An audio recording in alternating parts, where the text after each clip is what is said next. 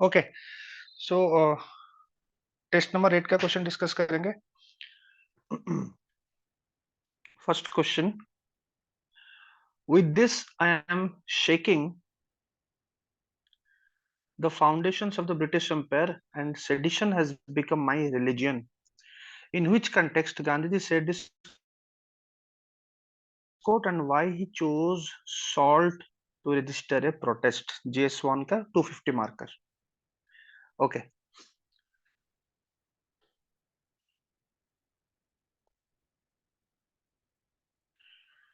Satyagraha March, which triggered the wider civil disobedience movement, was an important part of the Indian independence movement.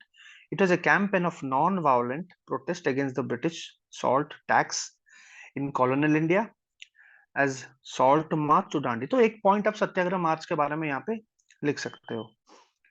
With the conclusion of this salt march on April 6, picking up handful of salt by the breaking the salt law as a symbol of defiance to British laws, on which Gandhiji declared, I regard British rule as a curse. I am shaking the foundation of this empire. Sedition has become my religion. Now, ये सब questions, ये सब mains का आप करने से होता क्या है, आप प्रीलिम्स के लिए भी तैयारी कर रहे हो.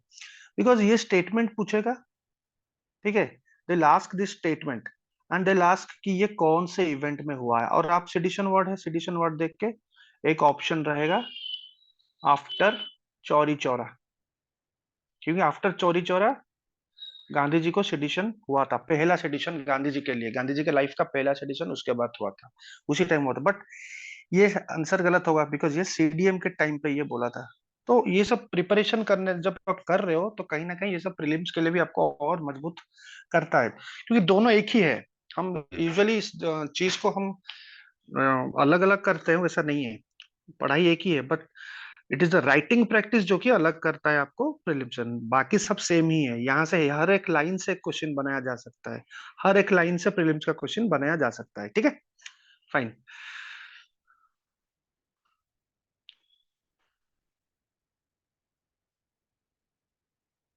Okay, so salt as a matter of protest.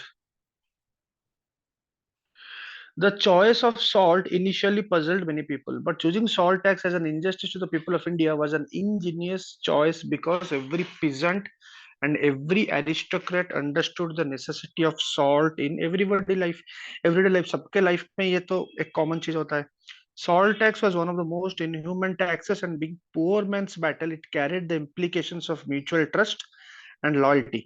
In this sense, it had far-reaching emotional appeal. तो एक इमोशन के साथ कनेक्ट किया जो कि बहुत ही ज्यादा मासेस का पार्टिसिपेशन भी हुआ. It was also a good choice because it did not alienate Congress moderates while simultaneously being an issue of enough importance to mobilize a mass following. यहाँ पे अगर आप ध्यान से चेक करोगे कि कांग्रेस के मॉडरेट्स भी पार्टिसिपेट किए. यूजुअली मॉडरेट्स थोड़ा बहुत लाइक जो हमारा हिस्ट्री है, उस वो पैसिफिकेशन हो जाता था उनके उनके लिए.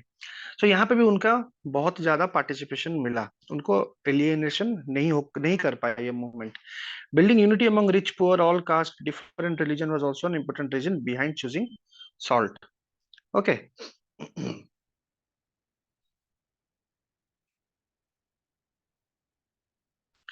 So the initial beginning started.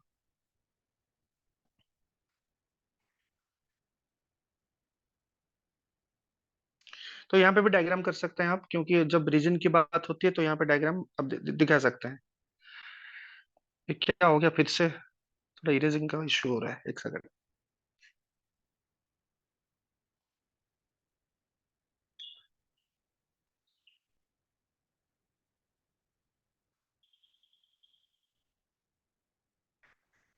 मैं और एक बार शेयर करता हूँ, ठीक है.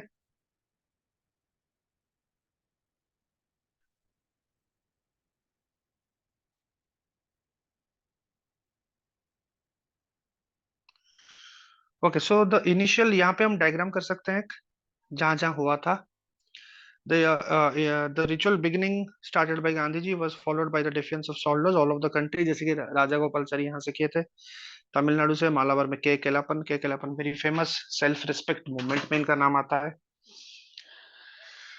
Okay, so salt satyagraha was only a beginning for the varied forms of defense against the British during the civil disobedience movement. From boycott of foreign clothes to boycott of liquor and from non-payment of chowkidari tax to defiance of forest laws. It marked a new stage in the anti-imperialist struggle that culminated with temporary truce एक हुआ था, जो कि Gandhi union pact से ये थोड़ा बहुत बंद हुआ, बिकॉज इसके बाद राउंड टेबल कॉन्फ्रेंस आया। ठीक है, राउंड टेबल कॉन्फ्रेंस के बाद because it was not successful, तो सेकंड राउंड टेबल कॉन्फ्रेंस के बाद गांधी जी ने सीडीएम फेज 2 किया था, जो कि बहुत कम टाइम के लिए था।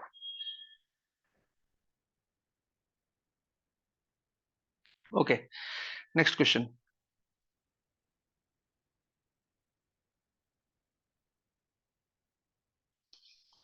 How did Lahore session declared Independence Day of January 26, 1930 gave necessary impetus to Gandhi ji with his sure touch on the pulse of the people and acting as a turning point in India's freedom struggle? ठीक है, इस तरीके से Lahore session ने एक kind of impetus दिया। ठीक है, और इंडिया फ्रीडम स्ट्रगल एक टर्निंग पॉइंट जैसा वो प्ले किया। कैसे, तो वो हम लिखेंगे। Lahore session was the result of widespread public anger against the 1927 Simon Commission, which was set up to review the India's constitutional progress. ठीक है, बट कोई इंडियन मेंबर था नहीं। ठीक है, it was at that juncture that leaders such as Subhash Chandra Bose, Nehru floated the idea of complete independence। यहाँ पे आपको एग्जांपल देना पड़ेगा, इंडियन इंडिपेंडेंस लीग IIL 1928, इसी यहीं से सब शुरू हुआ है। इंडियन इंडिपेंडेंस लीग से ही बोस एंड नेहरू ने चालू किया complete independence। It was against the provisions of dominion status। कहां पे, नेहरू रिपोर्ट में जो डोमिनियन स्टेटस था उसके खिलाफ ये इन दोनों ने किया। ठीक है, IIL, उसका पहला प्रेसिडेंट कौन था, श्रीनिवास अयंगर। ठीक है, ठीक। So presided by Jawaharlal Nehru, it was during this session the Congress announced January 26, 1930 as the independence days. अब कहीं ना कहीं IIL, इंडियन इंडिपेंडेंस लीग के बाद ही जो हाइप मिला है जवाहरलाल नेहरू और सुभाष चंद्र को। ठीक है, तो इसके बाद नेहरू इमीडिएटली कांग्रेस का प्रेसिडेंट 2 बार भी बन गए। ठीक है, सडनली एक बहुत ही हाइप मिला था उनको। सो लाहौर सेशन है turning point. On 1st December 1929 at midnight, it was the first time the Indian tricolor flag was unfurled on the bank of River Ravi amidst the slogan of Vande Mataram. Launch of civil disobedience through the program of struggle was not drawn and was left to Gandhi. Independence pledge हुआ। Independence pledge ये भी prelims में आप पूछ सकता है। Independence pledge of 26 January 1930 drafted by Gandhi, खुद draft किया था। met with great success in insisting the feeling of nationalism among the masses. Struggle for freedom led by some nationality was now become the struggle of the common people। अब ये movement कहीं ना कहीं common people का भी हो गया। और you can write is change the strategy of independence movement where demand for freedom was now made in the language of justice and not charity। और भी पॉइंट लिख सकते हैं यहाँ पे, और एक पॉइंट हम लिख सकते हैं कि कैसे एक इम्पेटस दिया। जिस तरीके का ये मूवमेंट था, जो कि नेशनल फ्लैग अनफॉल हुआ, तो यहीं से ही जो एक ब्रिटिश में भी एक डर आ गया। तो ब्रिटिश ने भी गांधी जी को बुलाया, राइट, स्टार्टेड, जैसे कि हम बोल सकते हैं डिस्कसिंग फॉर कॉन्स्टिट्यूशनल रिफॉर्म्स, जिसके वजह से गांधी इरविन पैक्ट हुआ और Gandhi ji finally second round table conference में गए, तो बातचीत शुरू हो गया। ठीक है, और यहां से एक चीज भी पता चल गया कि नो मोर डोमिनियन स्टेटस, नो मोर डोमिनियन स्टेटस और नो कॉम्प्रोमाइज ऑन इंडिपेंडेंस, जो कि आगे भी हमको अगस्त ऑफर में सब में दिखा कि आप क्रिप्स मिशन में भी दिखा कि और डोमिनियन स्टेटस हम नहीं करेंगे। सो ये 2 पॉइंट आपको ऐड करना है, ऐड ऑन करना है इस क्वेश्चन में, ताकि full fledged content wise full fledged हो जाए ये आंसर। ठीक है, Okay. Thus, Purna Swaraj resolution was indeed a critical symbolic event in freedom movement. Due to its significant importance, Constitutional Assembly chose 26 January 1950 as a Republic Day to honor the date of public declaration of Purna Swaraj. Finally आप answer को ऐसे and करोगे, ठीक है? Okay,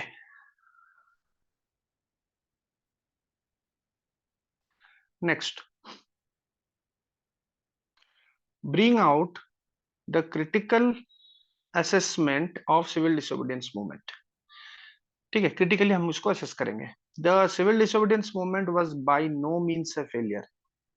एक failure नहीं था. By 1934 the Congress had mobilised great political support and gained a moral authority which were converted into massive electoral victory in 1937.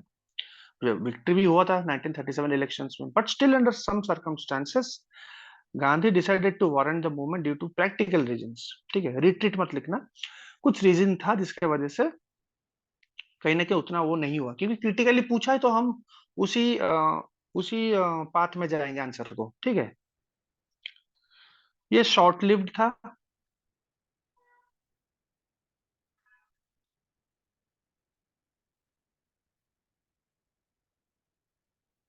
1 second.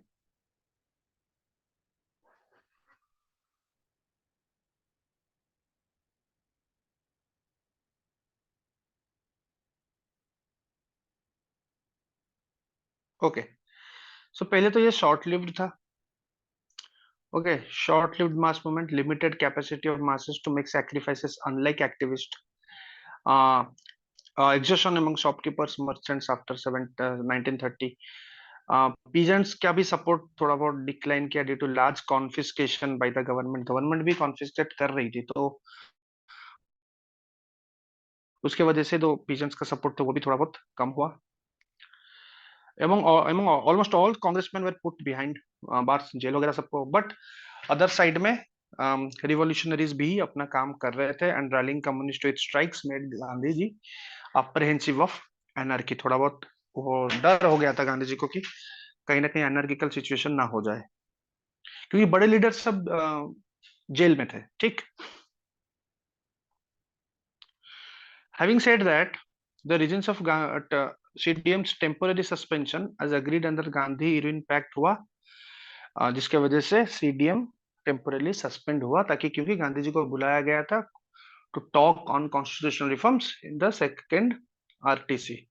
We can't deny the fact that CDM was a landmark event in the freedom struggle, which led to intense unity and mass participation of different classes.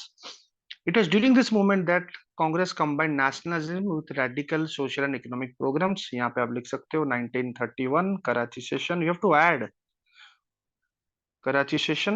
ठीक है, radical social जब आया 1934 में, Congress socialist party भी आई by JP Narayan ji Congress के under में. तो सब मिल गए. जो सोशलिज्म था नहीं, वो सब आइडियाज कांग्रेस के साथ जो रेडिकल सोशलिस्ट आइडियाज सब मिल गया. तो ये भी बहुत बड़ा चीज है. ठीक है, for example land reforms drift towards cursing and eventually abolishing zamindari system बाद में हुआ. तो यहाँ पे तुम्हारा वो जो पीजेंट मूवमेंट, ठीक है, पीजेंट मूवमेंट भी आ गया. बिकॉज वही चीज 1934 में जब सोशलिस्ट पार्टी आ गई तो कांग्रेस ने भी अपना ऑब्जेक्टिव सोशलिज्म कर दिया. ठीक है, तो पीजेंट्स के लिए ये सब चीज जो पहले से नहीं हो रहा था तो अब आ गया. तो ये सब इसी टाइम पे सब हुआ था. ठीक. Okay. For in fact, vertical and horizontal reach of Congress too had grown stronger in 1930s as compared to the early 1920s. Obviously, बहुत सारी चीजें अभी जब कांग्रेस आहिस्ता आहिस्ता ग्रो कर रही है, तो इसी टाइम में काफी क्रिटिकल टाइम था जब कांग्रेस अपना जो पहले से, वैसे तो पहले से करना चाहिए था, काफी लेट हो गई थी, लेकिन फिर भी इसी टाइम पे ये सब चीज हुआ था.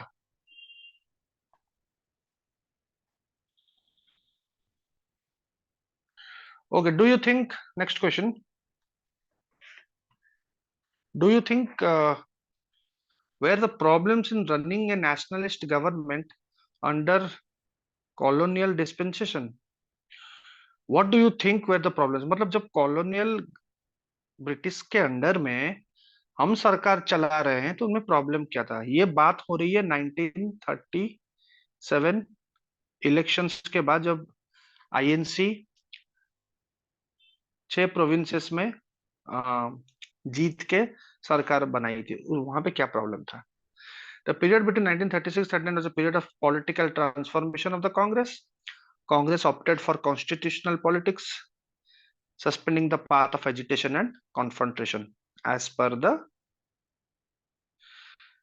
ये जो कॉन्स्टिट्यूशनल पॉलिटिक्स में गई as per the Government of India Act of 1935, ठीक है। The Congress ministries function for a little more than 2 years but had to face a number of problems. तो प्रॉब्लम्स हम लिखेंगे क्या था?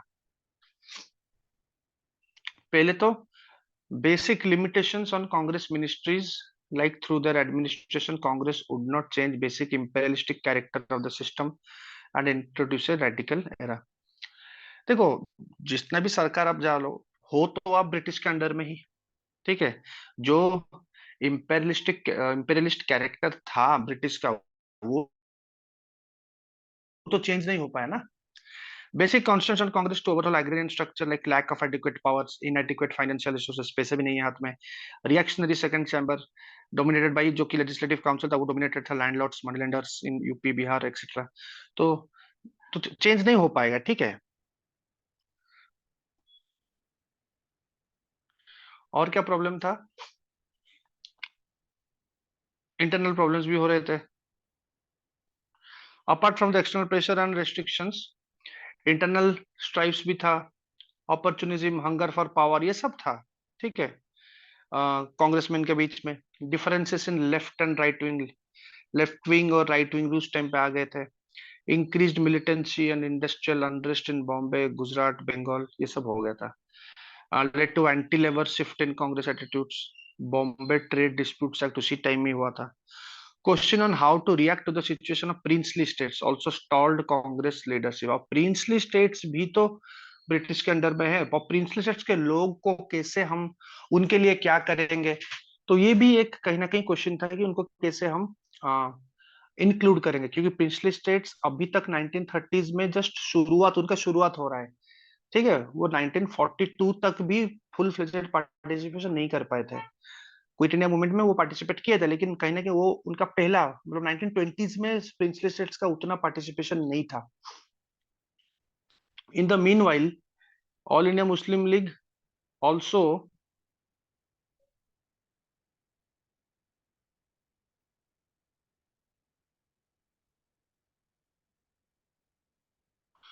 All India Muslim league also annoyed the Congress. और यहाँ पे जैसे कि एक कमिटी है, Pirpur committee, very famous committee है, मुस्लिम लीग ने बिठाई थी, और उन्होंने बोला था कि मुस्लिम्स के ऊपर एट्रोसिटीज हुई है, ठीक है, उसी प्रोविंसेस में जहां पे आईएनसी सरकार कर रही थी, तो वहां पे मुस्लिम्स के ऊपर बहुत एट्रोसिटीज हुई है, तो मुस्लिम लीग ने कमिटी बनाई थी, Pirpur committee. Thus, Congress was forced to realize that being in power and actually running the administration was not easy, and all sections of population had such high expectation as could not be fulfilled at once. फिर भी आप लिखोगे still then, यहाँ पे एक line में आप you will and it कि स्टिल देन कांग्रेस ने काफी अच्छा किया, उस प्रोविंसेस में एटलीस्ट उनको पता चल गया कि yes we can rule if full power is given in our hands, if full power is given in our hands, ऐसे करके आंसर को एंड करोगे, ठीक है। Okay,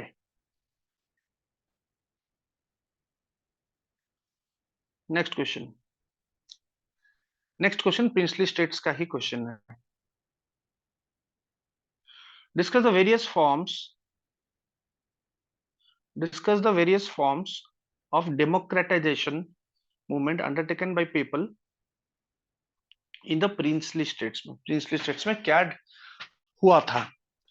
See, the pattern of British conquest and the methods of creating empire resulted in the emergence of princely order in India. They all recognize the paramountcy of the British crown. ये बहुत पहले से है, जो जो states ने paramountcy को accept किया था, उनको प्रिंसली स्टेट बना के ब्रिटिश ने रखा, and acted as useful tools in the overall imperial design. Example, Baroda,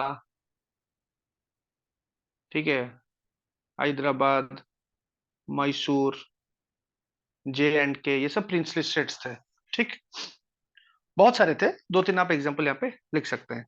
most of the princely states had autocratic rule whose power was concentrated in the hands of the rulers, और ये ruler कहीं ना कहीं British के under में ही था। ठीक है, under British. There was no institutional check on the arbitrary powers enjoyed by the princes within their own territories. और फिर शुरुआत कैसे हुआ, तो कहीं ना कहीं इवोल्यूशन करेंगे, यही आंसर आपका पूरा प्रीलिम्स के लिए बनाएगा, थोड़ा बहुत आप एक्स्ट्रा लिख सकते हैं। Initiation of democratization, the political mobilization. Some princes introduced representative assemblies in their states.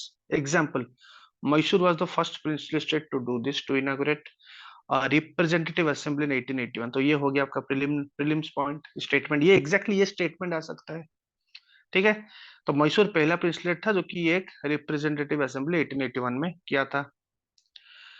Such assemblies however, लेकिन कोई रियल पॉपुलर रिप्रेजेंटेटिव कैरेक्टर नहीं था, ज्यादा से ज्यादा एडवाइजरी इन नेचर था। ठीक है,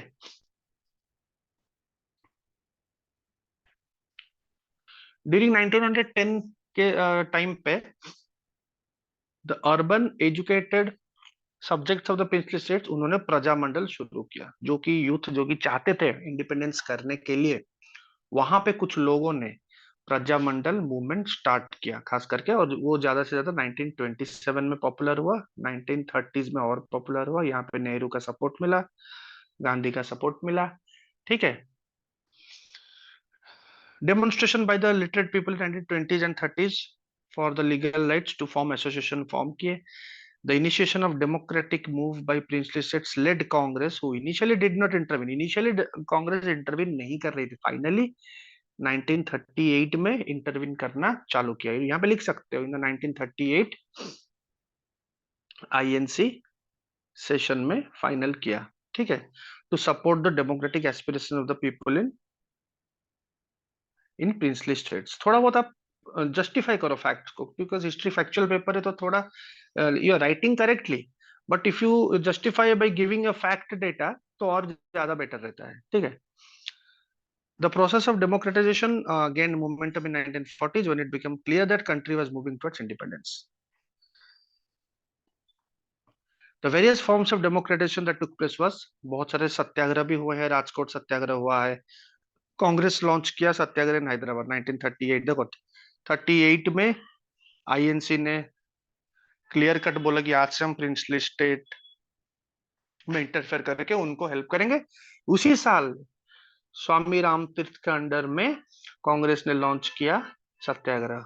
ठीक है, सक्सेसफुल उतना था नहीं, लेकिन फिर भी शुरुआत हो गई थी। और एक लिख सकते हो, राजकोट सत्याग्रह, राजकोट प्रिंसली स्टेट के लिए ये गांधी जी ने करवाया था।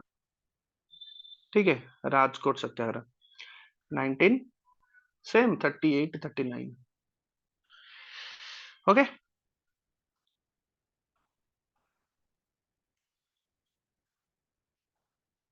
Congress tried to widen the social base of its movement through state people's conference. ये कॉन्फ्रेंस होता था जो मैंने अभी बोला ना, 1927 में ये पहला कॉन्फ्रेंस हुआ था, स्टेट पीपल्स कॉन्फ्रेंस। कुछ लोग मिलके, सारे प्रिंसली स्टेट्स का लोग मिलके कॉन्फ्रेंस चालू किए। And communist used the Andhra Mahasabha as their front organization for linguistic identity and anti-feudal reforms. Nizam tried to curtail it, but it assumed mass dimensions in 1946, और फाइनली ऑपरेशन पोलो हमको पता है 1948 में कैसे हैदराबाद स्टेट हुआ, मतलब ऑपरेशन पोलो के थ्रू। JNK में भी वैसा हुआ है।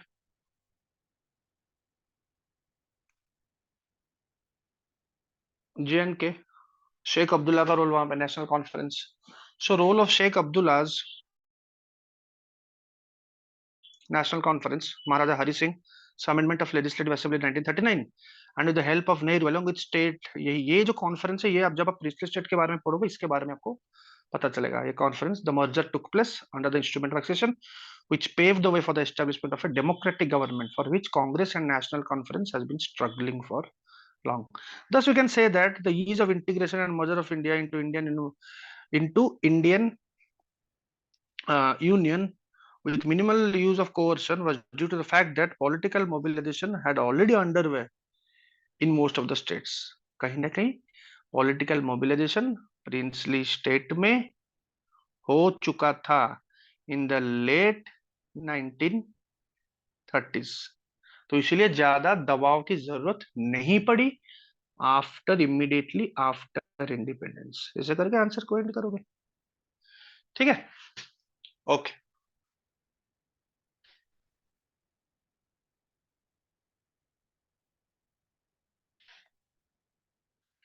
Next, what are the various trends within national movement? Discuss the reasons for the failure of the liberals. ठीक है, Indian freedom movement, which initially signified disorganization and irregular protest, after its expansion and addition of different ideological strands, took in the form of a structure. These different ideologies that competed and contemplated each other in the process to achieve ultimate goal of freedom, such as various trends पूछा है। ठीक है, तो हम लिखेंगे अलग अलग ideologies का, हम लिखेंगे यहाँ पे, जैसे कि रिवोल्यूशनरी नेशनलिज्म, यहाँ पे आप सचिन सान्याल का लिखो, चंद्रशेखर आजाद, भगत सिंह, ये सब लिखो। रिवोल्यूशनरी नेशनलिज्म सिर्फ इतने लिखो, आप यहाँ पे 1920s का लिख रहे हो, थोड़ा पहले का भी दे दो। अनुशीलन समिति, ठीक है, अनुशीलन समिति। फिर ये लोग आएंगे, दोनों लिखना, फेज 1 और 2, 2 लाइन में। गांधीजिम, गांधीजिम में सत्याग्रह, नॉन वायलेंस, कंस्ट्रक्टिव, खेड़ा, ये सब आप लिख सकते हो एक लाइन में। Okay.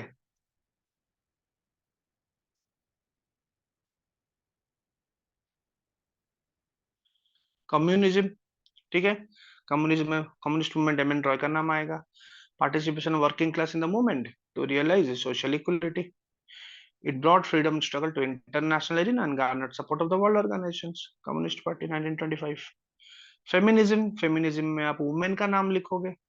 All India women association 1927। Participation Kamla Devi Chattopadhyay, Sarojini Naidu, ये सब आप लिख सकते हो। ठीक है, और एक दो नाम यहाँ पे एग्जाम्पल, एग्जाम्पल बहुत जरूरी है, एग्जाम्पल्स, गिव एग्जाम्पल्स। ठीक है, सरोजिनी नायडू, कमला देवी चट्टोपाध्याय, एनसीएम में थे तो कमला देवी,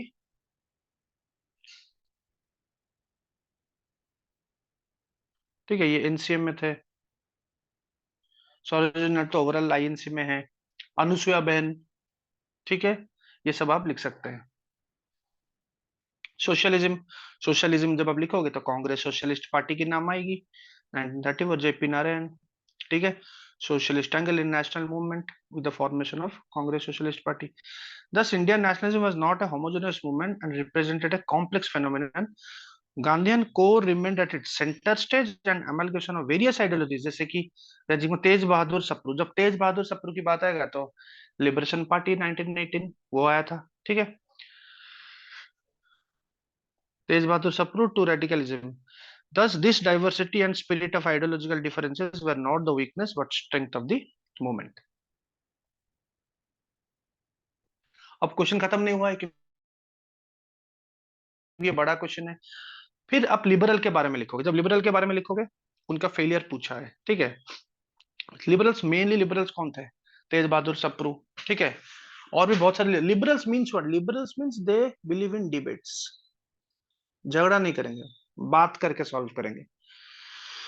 The cause of liberal decline was present in its rise and the basic character in the school of thought. The Indian liberals are developed into intermediaries, वो intermediate तो बात करेंगे।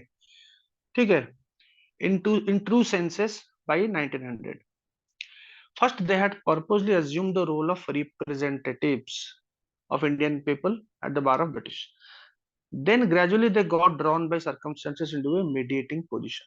तो ये बहुत रिपीट लग रहा है, इसको इतना रिपीट मत करो, just complete in one plain simple sentence. ठीक है, जगह नहीं होगा लिखने के लिए इतना, आप ऐसे में ये सब लिख सकते हो एक लाइन पर, ये टोटल मीनिंग ही एक ही है। ठीक है, आप यहाँ पे कितना इंटरमीडिएट लिख रहे हो, फिर से रिप्रेजेंटेटिव्स कर रहे हो, फिर रिपीटिंग पोजीशन 3 बार रिपीट हो रहा है। ठीक है, रिपीट मत करना, to the point, one line. This strain on individualism weakened party discipline, कहीं ना कहीं पार्टी डिसिप्लिन को वीकेंड किया। Moreover with the lack of backing from large unified party, इसको बैकिंग नहीं मिला, इन लोगों को ज्यादा बड़े यूनिफाइड पार्टी जैसे कि बड़े बड़े लीडर्स थे उनसे बैकिंग नहीं मिला। Liberals had poor credentials even as mediators or negotiators. Liberals' failure to get advanced set of constitutional reforms for India demonstrated their basic problem of liberals both as a group and as an individual. Having said that, despite the complexity, the Indian liberals can be credited with having the courage to preserve in an unpopular position and honest desire to avoid extremism. यहाँ पे example लिखो. सबसे best example तेज Bahadur Sapru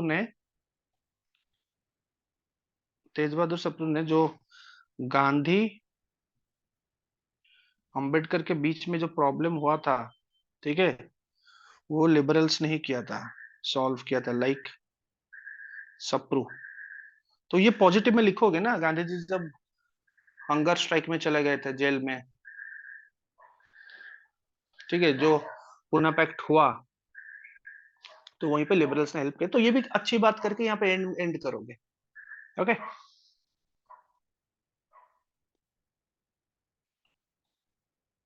okay, next question direct question है.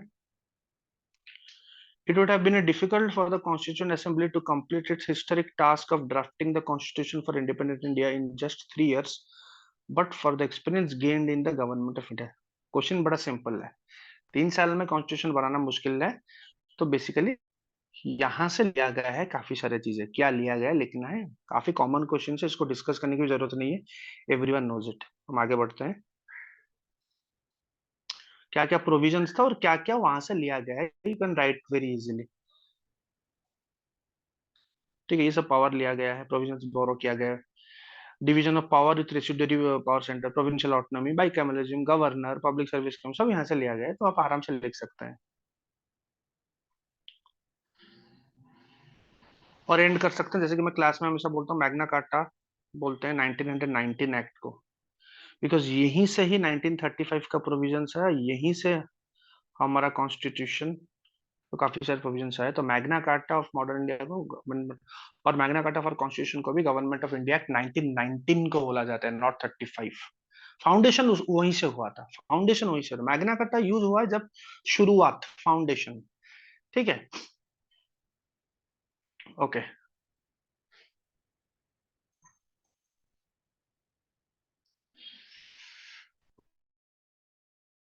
Lithium question इस बार आ सकता है GS1 पे या फिर GS3 में. It will come in GS1 and 3. Give an account of the distribution of lithium around the world and how do recent findings of white gold in India have significant implication on country's energy security and economic growth. Lithium is the third highest metal on the earth and third, जितना भी number आप लिख सकते हैं मुझे पता नहीं.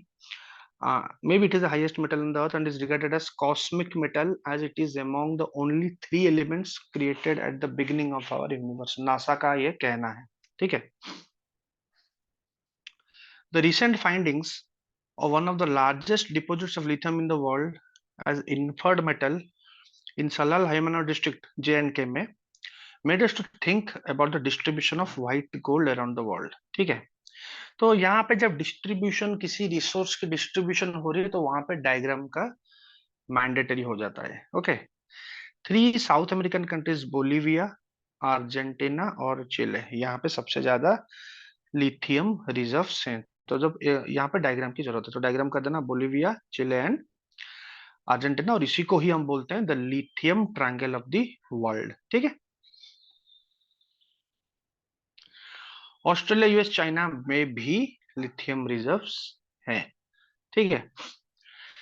Lithium reserve से फिर हम इंडिया के बारे में आएंगे, तो इंडिया का भी डायग्राम दे देंगे यहाँ पे. ठीक है. कर्नाटका का ये डिस्ट्रिक्ट है, southern Mandya district, brine pools of Rajasthan, Gujarat में भी मिलता है, और Chhattisgarh, mica belt of Chhattisgarh and Orissa में भी मिलता है. और अभी J&K में ये चीज मिला है, ये न्यूज में है. ठीक है. सो कर्नाटका, राजस्थान, गुजरात, छत्तीसगढ़ एंड उड़ीसा. लिथियम का सिग्निफिकेंस क्या है हमारे इंडिया के एनर्जी सिक्योरिटी के लिए? Lithium is best known for solar energy storage technology. ठीक है. ये हमारा फेम स्कीम पे यूज होगा, क्योंकि fame skill is all about electric vehicles, और इलेक्ट्रिक व्हीकल्स के लिए बैटरीज, लिथियम आयन बैटरीज जरूरत है. ठीक है. सोलर पैनल्स में पोटेंशियल उसका है. ठीक है. The battery store significant amount of energy produce from renewable sources like solar and wind energy.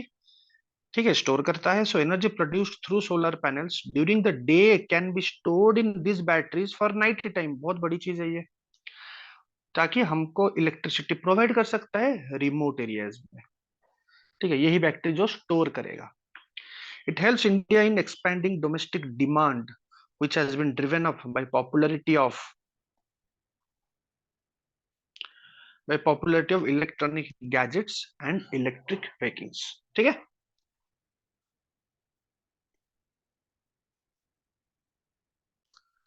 helps india helps india in becoming significant player in the global lithium market। as before this discovery we imported, हम इतना import कर 100% lithium बाहर से import करते हैं। ठीक है। Can help India in becoming global player in climate mitigation strategies by fulfilling Panchamrit of India at Glasgow and achieving global net zero by 2070। Link कर रहा हूं मैं पॉइंट्स को बस। ठीक है। स्पेस सेक्टर का एक point, as lithium ion batteries are essential for rocket propulsion, energy additive. तो कितना अलग अलग पॉइंट्स में डायमेंशंस क्रिएट करके हम लिख रहे हैं। हम बैटरीज के बारे में लिख रहे हैं, स्पेस के बारे में लिख रहे हैं, इंपोर्ट के बारे में लिख रहे हैं, पंचमृत के बारे में लिख रहे हैं। ठीक है।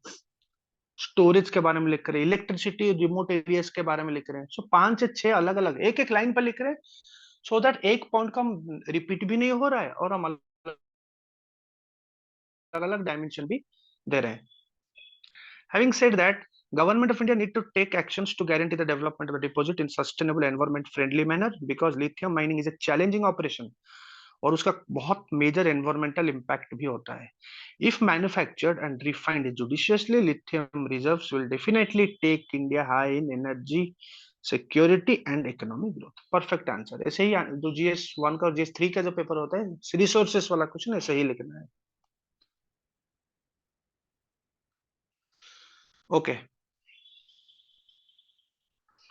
Why have the resources rich African and South Asian countries remained poor for decades? ये प्रीवियस ईयर क्वेश्चन में पूछा गया है। अफ्रीका और साउथ अमेरिकन कंट्रीज बहुत रिसोर्सेस हैं, फिर भी वो पुअर हैं आज के डेट में। The poverty in the resource rich African and South Asian countries is a product of multiple factors, जैसे कि उनका हिस्टोरिकल फैक्टर भी है, geographical, social and political. The colonial history sent these regions into vicious circles of poverty. उनका जो colonial history है वही उसी की वजह से वो आज भी poverty, vicious circle of poverty में है। The other reasons behind remaining poor, जैसे कि colonialisation, multi pronged exploitation. By 1900, much of Africa and South Asian countries had been colonized by European powers। Britain हो गया, फ्रांस, जर्मन, स्पेन, ये सब colony करके रखते थे। Partly military conquest and partly racist ideology of the imperialistic enterprise made these colonial states more vulnerable। ठीक है, उनका मिलिट्री कॉन्क्वेस्ट भी है, आज भी हो रहा है वहां पे, अपना अपना मिलिट्री स्टेशन वहां पे कर रहे हैं, और वहां पे रेसिस्ट आइडियोलॉजी चलता है खास करके अफ्रीका में। ठीक है। जो इंपीरियलिस्ट का जो रेसिस्ट आइडियोलॉजी था वहां पे। Mid of the 20th century AD witnessed independence of almost all the nations of these regions, but the form of exploitation and backwardness remained challenging। ठीक है, इंडिपेंडेंस तो ठीक है हो चुका है, लेकिन आज भी वो है। तो यहाँ पे हम वो कॉन्सेप्ट लिख सकते हैं, नियो कॉलोनियलिज्म। नियो कॉलोनियलिज्म वहां पे पुअर है, फिर भी हम एग्रेसिव इन्वेस्टमेंट करके वहां पे हमारे रिटर्न्स के, जैसे कि चाइना हो गया, ठीक है, अफ्रीका के साइड में जो अपना मिलिट्री बेस किया है। ठीक है। तो वो सब यहाँ पे एग्जाम्पल आप लिखोगे, neo, it is a form of neo colonialism. ठीक है।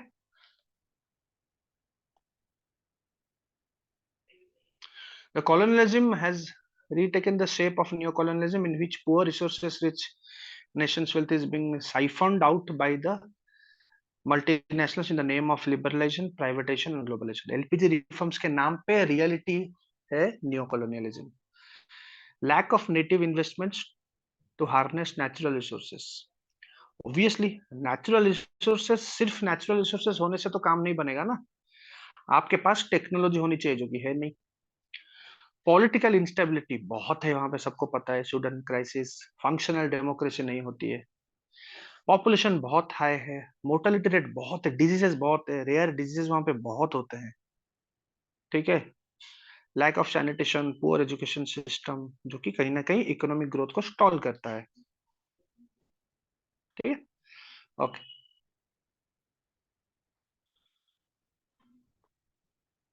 Okay, next question. Whereas the British planters had developed the gardens all along the Shivaliks and lesser Himalayas from Assam to Himachal Pradesh, in effect, they did not succeed beyond the Darjeeling areas. तो ये question जब area wise आ जाती है तो एक diagram की जरूरत है. ओके, तो ये बोलता है कि जो ब्रिटिश प्लांटर्स थे उन्होंने डेवलप किया शिवालिक्स एंड लेसर हिमालयज में, हिमाचल टू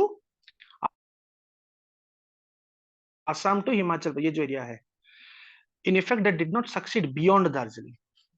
तो उसको हमको लिखना है. क्यों? See, British position started from Himalayas in the north and had entire south facing slope for tea plantation. ठीक. Moreover, they had developed tea gardens all over the slopes from Himachal to Assam. But the true efficiency, productivity, and output came from the areas in the vicinity of Darjeeling area only. Reasons for limitation of tea gardens upon Darjeeling area. A region east of Darjeeling is higher in elevation. ठीक है, elevation higher है, with much colder temperature and conditions of frost which is not suitable for tea. Difficulty in accessibility in the regions along the presence of terrain भी सही नहीं है, forest बहुत dense forest, extreme rainfall, frequent floods. Tea plantation was solely for commercial purpose and hence distance from the port and accessibility was critical factor in determining the tea gardens location. Commercial के लिए है तो बहुत जरूरी है कि वो जो उनका जो लॉजिस्टिक्स खर्चा कम हो. ठीक. Effective tea cultivation requires heavy rainfall 150 से 250 centimetre with non stagnating water, soil rich in lime and moderate temperature. All these conditions perfectly match with conditions of Darjeeling. Cultural factors also played a role in preventing other regions from developing as a tea growing area. Example, strong ethnicity in northeast India prevented British from dominating and commercializing the area. Presence of large indigenous and tribal population in other areas reduced the scope of commercial activities like tea plantation. तो उनका जो ethnicity था, उनका जो tribal population का जो उनका जो यूनिटी था, वो भी कहीं ना कहीं थोड़ा बहुत जो कमर्शियल एक्टिविटीज उनका जो ब्रिटिश का जो करना था उस लेवल का नहीं हो पाया, बिकॉज एक कल्चरल फैक्टर भी प्ले होता है. ओके, आप लिख सकते हो यहाँ पे 1921 में पहला टी प्लांटेशन हुआ था. ठीक है, किसके अंडर पे? गवर्नर जनरल कौन था? हेस्टिंग्स. ये सब हमारे नोट्स में है. ठीक है, हमारा मॉडर्न हिस्ट्री नोट्स में थोड़ा पढ़ो, आपको मिलेगा. ठीक है, हम जो गवर्नर जनरल के थ्रू पढ़ाए थे सब उसी के पॉइंट में. तो वहां से एक पॉइंट मुझे अभी सडनली याद आया, तो यहाँ पे हम ऐड कर सकते हैं. ठीक है, नॉर्थ ईस्ट में जैसे कि ट्रिटी ऑफ यांदाबो. ठीक है, ट्रिटी ऑफ यांदाबो, ये है पहला एंग्लो बर्मीज वॉर. कब हुआ था? सॉरी, 1821 है. 1826 में हुआ था. 24 to 26. तो इसके बाद भी क्योंकि बर्मा थोड़ा एंटर कर गई थी, नॉर्थ ईस्ट एंटर कर गई थी, तो उसको हटाया, तो कहीं ना कहीं ब्रिटिश का वो पावर मिल गया. तो टी भी उसी टाइम उसी वक्त ही, देखो उसी 21-22 में जब हो रहा था उसी वक्त ही और ज्यादा हुआ. Okay, so it's done for today. ठीक है, बाकी हम कल जो ज्योग्राफी का क्वेश्चन है टेस्ट नंबर 9 और 10, वो मैं क्योंकि डायरेक्ट क्वेश्चन है तो मैं उसका पीडीएफ बना के आपको भेज दूंगा. ठीक है, अभी हम पहले